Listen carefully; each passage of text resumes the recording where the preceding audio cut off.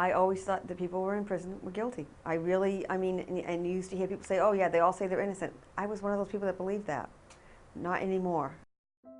Kenny and I were very close growing up. We're 2 of 9, and Kenny is 1 year older than me. So we were best friends growing up. As a child, like we were kind of wild, but we had fun. We had a lot of fun. It was growing up with a lot of adventure in our life.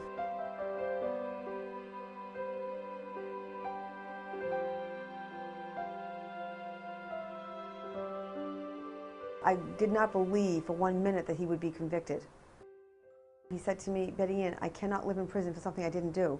I'm not going to make it in here. I asked him, if I promise you I'll go back to school, you promise me you'll stay alive. And that became the promise, and that's how it all began. I moved back to Rhode Island and enrolled in a community college.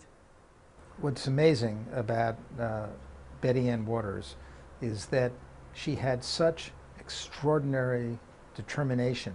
She'd been writing letters to us about her brother Kenny and about the possibility that a DNA test on blood at the crime scene could help prove his innocence. Once we heard that she'd found the evidence and we knew it was an appropriate and good case, you know, I immediately dived in and met with her. It's just really such an inspirational story.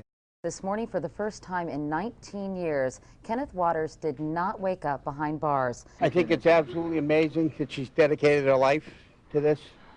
It's been 19 years, and my whole family suffered unbelievable. And we all love you.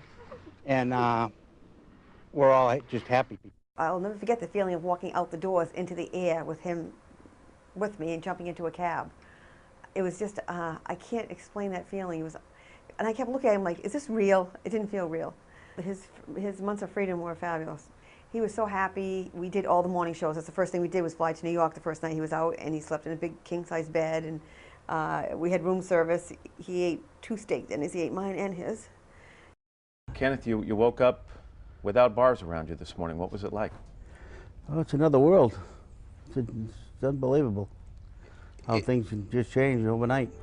Betty Ann herself is continuing in this work, and it's not just the individuals that they're getting out of jail, although that's our most important mission, but it's also reforms of the system. Somebody needs to look at these cases of these 259 people that have been exonerated, and you'll see common threads of why they were convicted. They didn't just fall through the cracks. People need to open their eyes and say, yes, we can fix this. Donate, give support, give of your time, and help change this system. I think I'm lucky that I get to be the person that might be able to help someone else. This is just my life now.